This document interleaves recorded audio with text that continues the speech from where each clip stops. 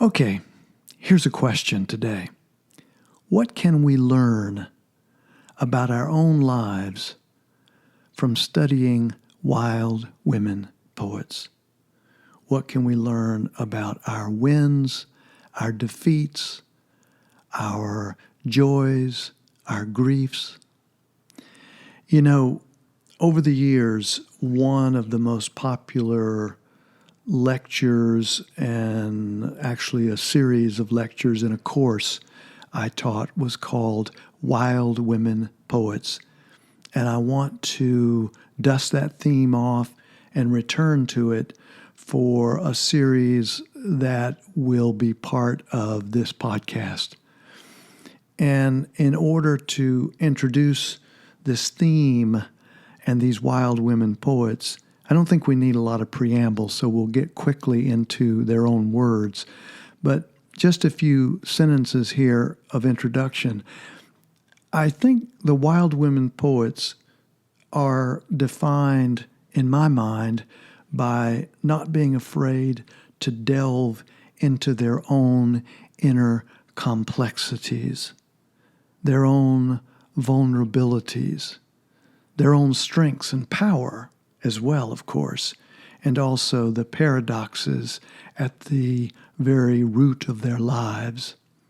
And by doing so, they can help us with our own vulnerabilities, our own complexities, our own paradoxes, and ultimately help us with something very, very important, help us with our inner forgiveness. Along these lines, I think they model a kind of self-compassion that we ourselves can tiptoe into that territory for ourselves. And these poets, as we've also already said, speak candidly about the world, its joys, unfathomable mysteries, along, have you noticed, with its crushing tragedies and terrors. And I think we'll find it's in that integration, which is also part of the theme of this podcast. In that integration, we will be able to release so much energy within our lives, within their lives. We can see it happening. So, if that sounds interesting, well, stick around for the latest episode of Dale Byron's Poetry Podcast. This one entitled In Praise of Wild Women Poets. Okay, who to start with? Well, that was a big, juicy question. And when it comes to these amazing poets that we're going to work with in this particular episode, and then I think we'll probably do at least one or two more with this theme, but we have an embarrassment of riches. So many amazing wild women poets, as we say, to choose from. But let's start with one which I think deserves to be in this category. It's a poet from Portugal called Sophia Demelo Briner.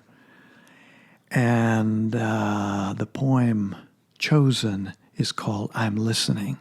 I'm listening. And it goes like this. I'm listening, but I don't know if what I hear is silence or God. I'm listening, but I can't tell if I hear the plane of emptiness echoing or a keen consciousness that at the bounds of the universe deciphers and watches me. I only know I walk like someone beheld, beloved, and known. And because of this, I put into my every movement solemnity and risk. I'm listening. I'm listening, but I don't know. I don't know if what I hear is silence or God. I'm listening, but I can't tell if I hear the plane of emptiness echoing or a keen consciousness that at the bounds of the universe deciphers and watches me. I only know. I only know. I walk like someone beheld, beloved, and known. And because of this, I put into my every movement solemnity and risk.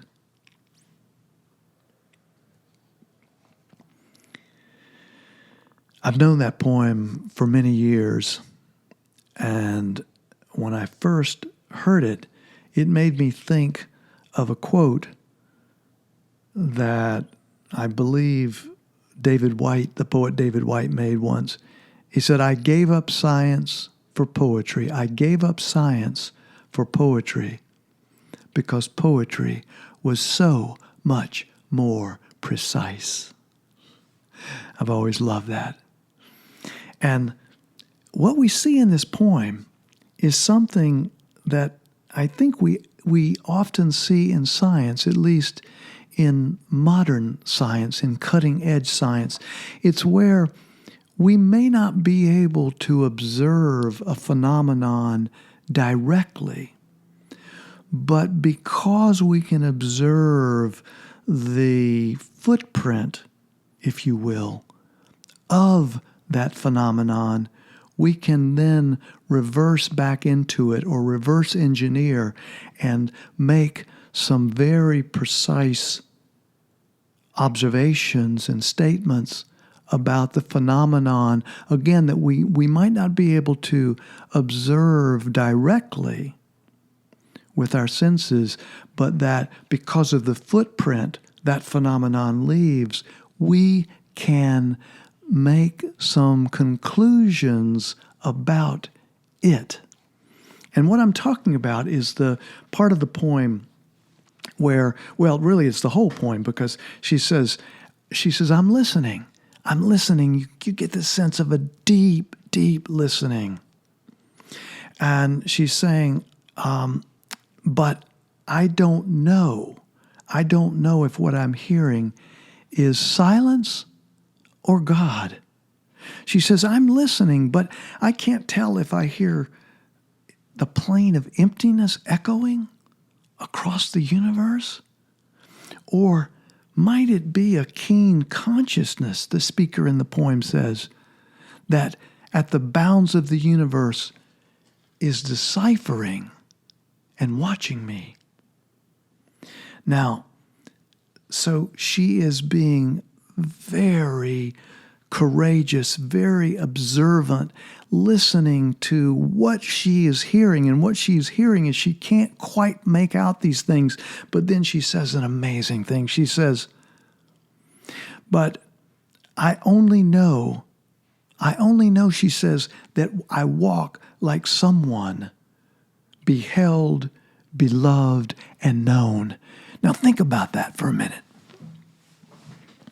How amazing, because what she's saying is that I am observing what I can observe about myself, and I see that I walk like someone, like a being that is beheld, beloved, and known. And because of that,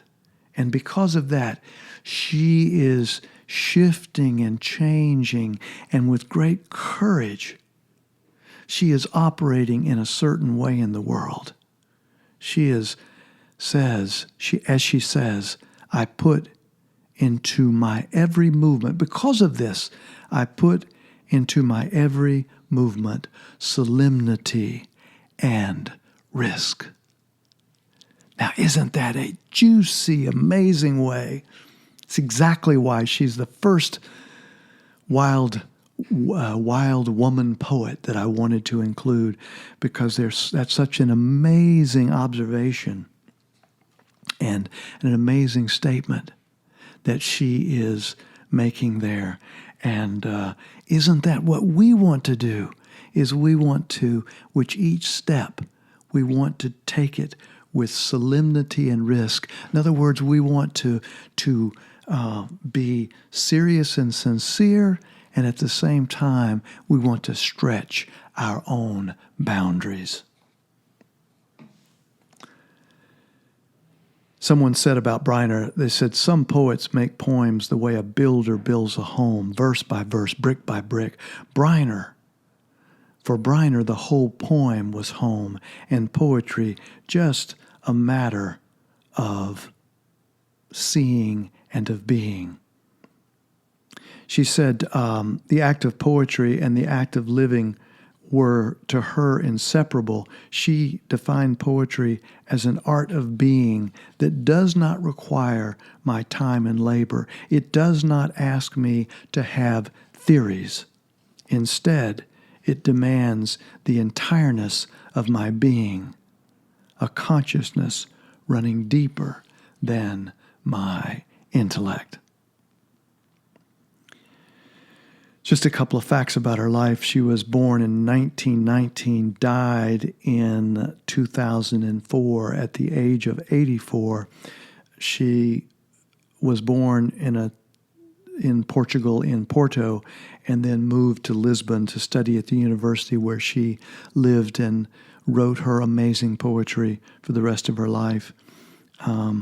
Having the absolute gift and deep gratitude for having been able to visit both Porto and Lisbon, I can just imagine the life, at least in a small way, that she was living. Okay, let's keep moving. Now, how could we have this theme in praise of wild women poets in this podcast without including Emily Dickinson? Well, we can't. And just to remind ourselves a little bit here, in thinking about Emily Dickinson and why I would include her and have included her as a wild woman poet, I think there are three characteristics that she had and that they have. The first is to be courageous, to follow one's heart, core heart, to be courageous. The second is to be connected to self, to ourselves, to others, and to the great other. And third is a commitment toward the creative, reaching out constantly to the muse. So let's talk about a poem, again, that had to be in here called Wild Nights. Wild Nights. It goes like this. Were I with thee, wild nights should be our luxury. Futile the winds to a heart in port. Done with the compass, done with the chart. Rowing in Eden, ah, the sea. Might I but more tonight in thee. Rowing in Eden, ah, the sea. Might I but more tonight in thee. Oh, Wild Nights, a poem of unrestrained sexual passion and rapture. How that blows the stereotype we have of Emily Dickinson. You know, it's interesting when Colonel Higginson, which was a friend of hers and encouraged her in her lifetime, and also Mabel Todd, which is the woman who had a relationship with Emily Dickinson's brother, Austin.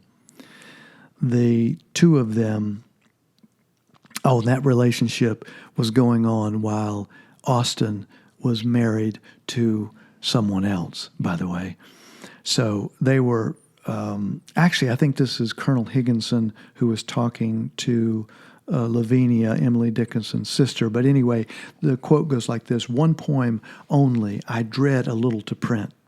So he's talking about, I'm kind of dreading this poem to put into the collection. And he said, "That wonderful Wild Nights." And then he said, "Lest the malignant read into it more than that virgin recluse ever dreamed of putting there." Does that tell you a little bit about how he saw Emily Dickinson? And so the sister says, "Well, you'll understand and pardon me, yet what a loss to omit it. Indeed, it is not to be omitted." This comment reflects, of course, both the sexual narrowness of these times and, of course, also the myth of Emily Dickinson as some virgin recluse. So I thought that was interesting and relevant for our purposes.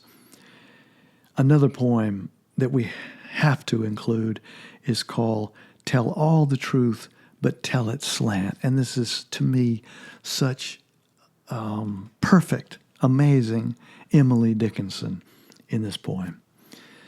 "Tell all the truth, but tell it slant." Here's how the poem goes. "Tell all the truth, but tell it slant. Success in circuit lies. Success in circuit lies, too bright for our infirm delight. The truth's superb surprise, as lightning to the children eased, with explanation kind. The truth must dazzle gradually, or every man be blind." Always loved that poem. You know, Emily Dickinson once said, a quote from her said, "The soul should always stand ajar, ready to welcome the ecstatic experience." And this poem about tell the truth, but tell it slant, it's almost the story of poetry. It's the story of poetry because poetry wants to fly up under the strategic radar screen, or up under the radar screen of the strategic mind, so that it can get into the heart, because we, as human beings, are often so defended. And we have to sneak up on ourselves in order to more deeply and completely feel. And I think that she is saying that in such a skillful way. Tell all the truth, but tell it slant. Success in circuit lies. Now, this is another way to say that is success equals the circuitous. You know, if you think about it, and I've talked about this a lot over the years, is that prose, standard prose, means to go from point A to point B in a direct line. Poetry, on the other hand, like Emily Dickinson talks about, takes a circuitous route. It doesn't go a straight line from A to B. But think about nature. Think about nature. Nature is made of curves and squigglies all over the place. And so that's why I think poetry is so helpful and revealing. Tell all the truth, but tell it slant. Success in circuit lies, too bright for our infirm delight. Too bright for our infirm delight. Too bright for our eyes, because we push it away. It's too amazing. So we have to, again, sneak up on ourselves. Too bright for our infirm delight. The truth's superb surprise, as lightning to the children eased, with explanation kind. The truth must dazzle gradually, or every man be blind. To live is so startling, it leaves little time for anything else. Another quote by Emily D. So after us talking about this poet, this wild woman poet, Emily Dickinson, what do you know about yourself that you did not know a moment ago? Now, I wanted to include the last poet in this episode is going to be a poet by the name of Mirabai. And she lived in the 16th century in India. And as the story goes, when she was 27, her husband was killed in war. Mirabai refused to die on her husband's funeral pyre, as was the custom in that day. Instead, she left her family compound, wrote her poems to Krishna, the Dark One, and sang and danced them in the streets.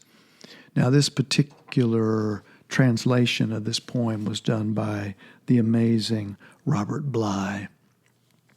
That reminds me, by the way, the first poem we did today, I'm Listening by Sophia, Demelo, Briner. Unfortunately, I do not know who did the English translation in that poem. And if somebody finds out, please let me know, because I still don't know who did that one, but it's wonderful. Anyway, this one by Mirabai was done by Robert Bly. And the poem is called Why Mira Can't Go Back to Her Old House. Now, one other little bit of explanation, they kept sending people to go get her, to bring her back, because she was living such an incorrigible life. And so this poem kind of speaks to that story. She said it like this. The colors of the Dark One, the colors of the Dark One. Now, again, that's Krishna. The colors of the Dark One have penetrated Mira's body, all the colors washed out. Making love with the Dark One and eating little, those are my pearls and my carnelians. Meditation beads and the forehead streak, those are my scarves and my rings. That's enough feminine wiles for me. My teacher taught me this. My teacher taught me this. Approve me or disapprove me. I praise the mountain energy night and day. I take the old ecstatic path. I don't steal money. I don't hit anyone. What will you charge me with? I have felt the swaying of the elephant's shoulders. And now you want me to climb on a jackass. Try to be serious. I love that poem. Now, the thing I didn't say is that when they would go searching for her and they would, take apparently a jackass along, and they were going to kidnap her or grab her or whatever and bring her back on this jackass. I just love how she talks about this. The colors of the Dark One. Why Mira Can't Go Back to Her Old House is the title of the poem again. The colors of the Dark One have penetrated Mira's body, all the other colors washed out, making love with the Dark One and eating little. These are my pearls and my carnelians, meditation beads and the forehead streak. Those are my scarves and my rings. That's enough feminine wiles for me. My teacher taught me this. My teacher taught me this. Approve me or disapprove me. I praise the mountain energy night and day. I take the old ecstatic path. I don't steal money. I don't hit anyone. What will you charge me with? I have felt the swaying of the elephant's shoulders. And now you want me to climb on a jackass? Try to be serious.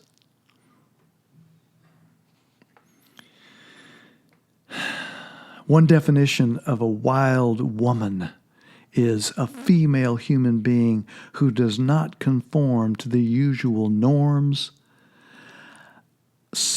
untamed, born that way, fantastically unpractical, responsibly reckless, somewhat enthusiastic, unique, exceptional, exotic.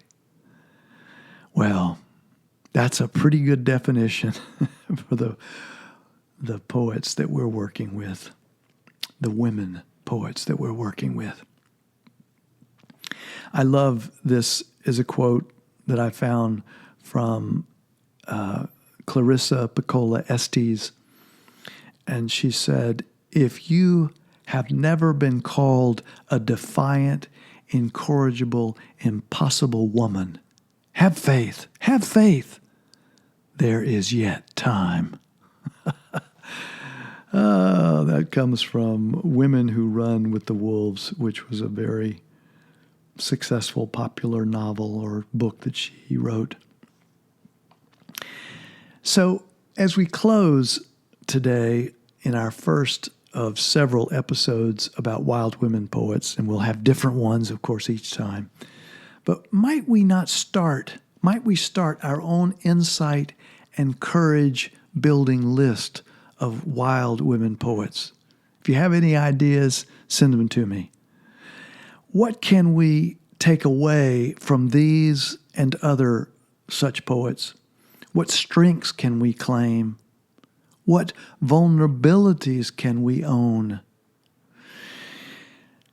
And like the wild woman poet, Sophia Demelo Briner, how can we claim with great courage, I only know I walk like someone beheld, beloved, and known? How can we do that? When this week, when in the next couple of days, when in the next hour will you practice walking that way? As though you are beheld, beloved, and known.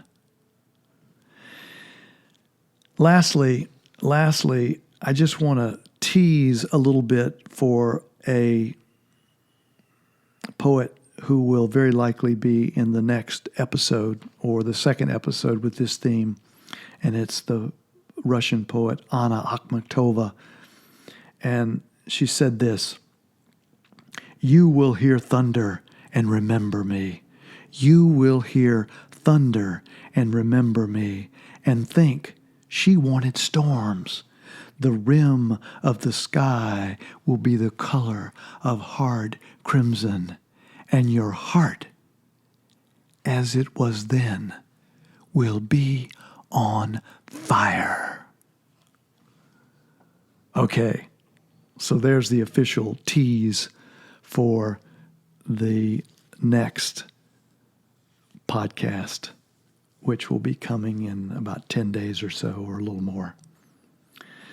So that's a wrap. That's a wrap. And I really do mean to ask a serious question about each of us walking at least some time over the next while as if we were beheld, beloved, and known. That's a wrap. That's a wrap.